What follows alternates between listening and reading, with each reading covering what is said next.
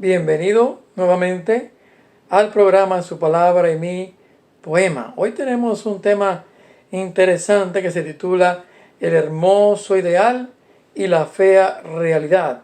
Vamos a ver de qué se trata. Yo soy Pedro Héctor Rodríguez. Esta es la presentación número 34, El hermoso ideal y la fea realidad. Y vamos a comenzar con una palabra de oración a la cual te invito. Padre Celestial, gracias por tu amor. Gracias porque en este día podemos abrir tu palabra y podemos analizar, Señor, y no solamente analizar, sino también ser impresionados por esta palabra que nos enseña el camino de la vida eterna. Gracias, Padre, porque ese camino es Cristo y la palabra nos enseña a transitar por ese camino. Gracias, Señor, y pedimos que tu Espíritu Santo nos acompañe, nos fortalezca, nos dirija y nosotros podamos estar muy atentos para aprovechar estas enseñanzas.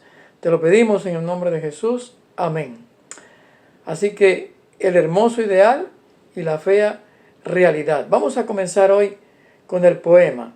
Será mejor para conseguir entender este tema. El hermoso ideal y la fea realidad. Un romance imposible, sin amor ni lealtad. Idea descabellada, carente de verdad. Así al menos parece, sin mucho analizar. Pero mucho cuidado con esa idea fatal. Para eso es que existe el hermoso ideal. Para la realidad, con amor, elevar. El ideal corteja a la fea realidad. La llena de promesas a fin de conquistarla y casarse con ella. Ir de luna de miel, luego andar por la senda el resto de sus días, tras las divinas huellas, las huellas que Jesús nos dejó aquí en la tierra. Cuando la realidad acepta el ideal, cuando juntos practican vida matrimonial, nada hay sobre la tierra que los pueda frenar. Ascienden hacia el cielo en un vuelo triunfal y unidos llegarán al reino celestial. No sé, el poema no nos aclara mucho sobre esto, solo nos aclara una cosa, y es que hace falta tener esa unión entre la realidad y el ideal. El ideal es hermoso, la realidad es fea. Y cuando digo la realidad es fea, estoy hablando en cuanto a la realidad del ser humano caído en pecado, condenado a la muerte, que a veces pasa por calamidades en este mundo, y calamidades que afectan nuestro sentido de valor que tenemos ante Dios, porque a veces nos sentimos tan mal y tan bajo que no nos damos cuenta del valor que tenemos para Dios. Pero ahí está el ideal de Dios para nosotros. El ideal de Dios para nosotros es que lleguemos a ser semejantes a Cristo. Es que lleguemos en este mundo a reflejar su carácter hermoso. Pero ¿cuántas veces nosotros nos damos cuenta? En realidad, si somos honestos, siempre nos damos cuenta que estamos lejos del ideal. Gracias a Dios porque nos ha dado este perdón en Cristo, porque nos da la justificación y porque podemos cada día acercarnos a Dios con la convicción de que Él nos ama y de que Él nos está declarando justos. Aunque no lo seamos, pero nos está declarando justos a pesar de nuestra condición pecaminosa y nos está dando fuerzas para vivir un día a la vez. Vamos a usar el tema, o el pasaje mejor dicho, de Filipenses 3, del 3 al 15. Nosotros, dice ahí el apóstol Pablo, somos la circuncisión, los que en espíritu servimos a Dios y nos gloriamos en Cristo Jesús, no teniendo confianza en la carne. Bueno, lo que está diciendo Pablo allí, nosotros los cristianos somos la verdadera circuncisión, porque los israelitas se sentían orgullosos, se enorgullecían de ser ellos la circuncisión. Ellos tenían la circuncisión como señal del pacto que habían recibido desde los tiempos de Abraham. Pero el apóstol está diciendo allí, no, acuérdense, no es cristiano, no es verdadero judío el que sea descendiente de Abraham, sino el que lo es porque está unido con Cristo. Y si alguno está en Cristo, ese es hijo de Abraham, por la fe.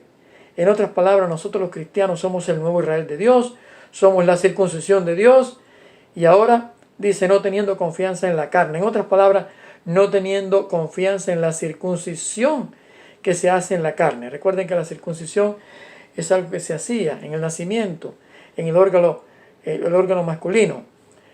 Dice aquí, aunque yo tengo también de qué confiar en la carne. Pablo, vamos a ver por qué él dice que yo tengo también algo de qué confiar en la carne. Si alguno piensa que tiene de qué confiar en la carne, yo más, circuncidado al 8º día. Ya vemos. Pablo tenía, si hubiera querido, tenía el derecho, por así decirlo, a confiar en la carne, porque él había sido circuncidado en la carne al 8º día de nacido. Del linaje de Israel. Era nacido, era descendiente de israelita. De la tribu de Benjamín. Hebreo de hebreos. En otras palabras, descendiente de hebreos también. En cuanto a la ley, fariseo. Nos detenemos un poquito aquí. Los fariseos se consideraban a sí mismos los separados.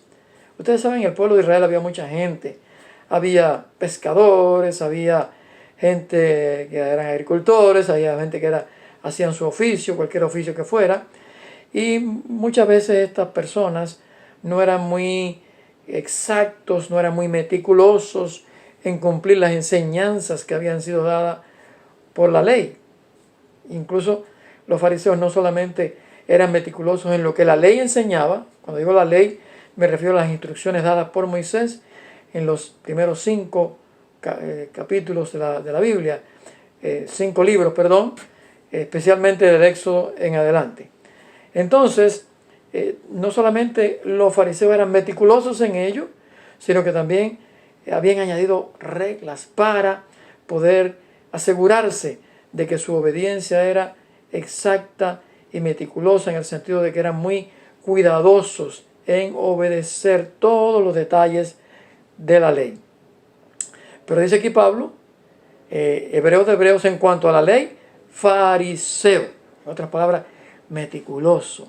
En cuanto a celo, perseguidor de la iglesia. No solamente él era meticuloso en su obediencia, en su práctica de las instrucciones de la ley, sino que también era celoso por cuanto persiguió a la iglesia. ¿Por qué? Porque la iglesia de alguna manera venía a romper el orden que tenía establecido el pueblo de Israel bajo sus gobernantes, bajo el liderazgo espiritual de los fariseos. Entonces dice, perseguidor de la iglesia. O sea, era celoso. En cuanto a la justicia que se basa en la ley, irreprochable. En otras palabras, nadie le podía decir, mira, tú fallaste en este detalle, tú fallaste en aquel detalle. Era irreprochable. Pero cuantas cosas eran para mí ganancia, las he estimado como pérdida por amor de Cristo. Y ciertamente, aún estimo todas las cosas como pérdida por la excelencia del conocimiento de Cristo Jesús, mi Señor. Por amor a Él lo he perdido todo y lo tengo por basura para ganar a Cristo. Pablo está diciendo allí, mira, todos esos detalles de la ley, todos esos ritos, todas esas cosas que yo practicaba, todo eso para mí, una vez que encontré a Cristo, una vez que el amor de Cristo nació en mí, ya lo tengo por basura, ya no me sirve de nada. Bueno, Cristo enseñó, no se trata de practicar muchos ritos, no se trata de practicar cosas que con el tiempo pues ya no tenían sentido, sino que se trata de tener una relación viviente con Cristo, porque Él mismo dijo, para que todo aquel que en Él cree, en el Hijo del Hombre, en Jesucristo, no se pierda, mas tenga vida eterna. Dice, el conocimiento de Cristo Jesús, mi Señor, por amor de Él lo he perdido todo y lo tengo por basura para ganar a Cristo y ser hallado en Él, no teniendo mi propia justicia, sino no teniendo mi propia justicia que se basa en la ley, sino la que se adquiere por la fe en Cristo. En otras palabras, mi justicia no depende de que yo obedezco esto o aquello, sino que se basa en la fe en Cristo, porque Cristo es el verdadero justo. Yo soy pecador. Por lo tanto, mi justicia tiene que venir de la fe en Cristo. Cristo pone su justicia en lugar de mi injusticia, en lugar de mi pecado, en lugar de mi falta de alcanzar la norma divina. Dice, quiero conocerlo a Él y el poder de su resurrección y participar de sus padecimientos hasta llegar a ser semejantes a Él en su muerte. Semejante a Cristo en su muerte. Cristo fue, dice la Biblia, obediente hasta la muerte y muerte de cruz. En otras palabras, Cristo no solamente fue obediente en el diario vivir, sino que aún hasta la muerte, que era parte de su plan, fue obediente en esa muerte de cruz. Dice, así que yo quiero ser semejante a Él en su muerte, en otras palabras, semejante, obediente a la voluntad de Dios. Aceptar la voluntad de Dios por dura que parezca. Si es que en alguna manera logro llegar a la resurrección de entre los muertos. Bueno, Pablo está expresando su deseo de llegar a la resurrección de entre los muertos. Pero él acaba de hablar de la perfección, aquella del alcance de la norma que él quiere alcanzar, que es ser semejante a Cristo en su muerte, es decir, en su rendición total a Dios y a la justicia divina. Ahora dice en el versículo 12, no que lo haya alcanzado ya ni que ya sea perfecto. Noten, todo esto se trata acerca de la perfección. ¿Para qué los fariseos trataban de ser tan meticulosos en la obediencia a cada rito y a cada detalle de la ley? Porque querían ser perfectos. Porque para ellos la perfección era indispensable para alcanzar la vida eterna. Ahora, miren lo que nos está diciendo aquí el Señor a través de Pablo. Dice, no que lo haya alcanzado ya, ni que ya sea perfecto. Pablo dice, bueno, antes como fariseo me consideraba perfecto, ahora ya no me considero perfecto. Sino que prosigo por ver si logro agarrar aquello para la cual yo también fui asido o agarrado por Cristo Jesús. En otras palabras, yo no soy perfecto, dependo de la justicia de Cristo, pero yo prosigo para ver si logro alcanzar aquello por lo cual yo fui tomado, fui asido por Cristo Jesús. O sea, Pablo no descarta la idea de la perfección. Recuerden que Pablo era un seguidor de Cristo y Cristo dijo, sed pues vosotros perfectos como vuestro Padre que está en los cielos es perfecto. Y recuerden que Jesús dijo eso en el contexto de la enseñanza del Sermón del Monte, especialmente en el contexto de perdonar a los enemigos y orar por ellos y desearles bien a los enemigos. Así que Pablo dice, yo mismo no pretendo haberlo ya alcanzado, pero una cosa hago, olvidando ciertamente lo que queda atrás y extendiéndome a lo que está delante, prosigo a la meta, al premio del supremo llamamiento de Dios en Cristo Jesús. Yo no lo he alcanzado, yo no soy perfecto, no tengo la perfección esa que Dios quiere darme. Estoy dependiendo de la justicia de Cristo, porque yo no tengo justicia. Y sin embargo todavía tengo el ideal de la perfección, porque Dios, habiéndome justificado, habiendo puesto la justicia de Cristo en mi favor, todavía me presenta el ideal y dice, sé perfecto. Porque al fin y al cabo, de eso se trata la salvación, de salvarnos de todas nuestros pecados y de nuestras imperfecciones. En el cielo no seremos imperfectos, en la patria celestial seremos perfectos. Por lo tanto, debemos ahora tener el ideal de ser perfectos, agradeciéndole a Dios que hoy, imperfecto como soy, tengo vida eterna, pero no conformándome y diciendo, bueno, ahora ya no tengo nada más que hacer, porque ahora Dios quiere que yo siga en ese camino de la perfección. ¿Saben ustedes? El día que yo dejo de andar en el camino en busca de la perfección, ¿qué es lo que estoy haciendo? Diciendo a Dios, mira, no, tu plan no funciona. Sí, depende de tu justificación, pero tu plan no funciona. Así que no voy a seguir adelante con esto. No necesito, no quiero. Bueno, hoy Dios te da vida eterna, aunque no seas perfecto, te justifica por la fe, pero como parte de esa justificación, te pone la actitud en tu corazón de ser obediente a Dios por amor. No porque te vas a salvar obedeciendo, sino porque al salvarte Dios, al darte vida eterna, te hace obediente. Y ahora tú quieres obedecer, tú quieres obedecer y caminar con Dios en el camino de la perfección. Y mire cómo termina diciendo Pablo: así que todos los que somos perfectos, esto mismo sintamos. Pablo dice: yo no soy perfecto, pero después dice: así que todos los que somos perfectos, esto mismo sintamos. En otras palabras, Dios me está considerando perfecto. Y mientras yo ande en ese camino de proseguir al blanco, Dios me sigue considerando perfecto. Es importante esta tensión en que un cristiano no puede decir: yo soy salvo porque yo soy perfecto. Pero al mismo tiempo tampoco puede decir: porque ya soy salvo, no quiero ser perfecto. Porque es a través de la salvación que se llega a la perfección. No es a través de la perfección que se llega a la salvación, sino a través de la salvación que se llega a la perfección. Y esa salvación se obtiene por la fe en Cristo Jesús. Vuelvo a mencionarles el título de este programa: el hermoso ideal y la fea realidad. En esta fea realidad, Cristo nos justifica por la justicia de Cristo, si tenemos fe en Él. Nos perdona, nos da una vida nueva en el Espíritu Santo, aún en medio de nuestra fea realidad. Pero nos dice ahora que te he dado esa justificación en medio de tu fea realidad. Ahora prosigue el hermoso ideal, porque yo te voy a llevar de gloria en gloria a convertirte en la misma imagen de Cristo, que nos dio el ejemplo de esa sumisión, y queremos ser semejantes a Él en su muerte, totalmente entregado y obediente a la voluntad de Dios.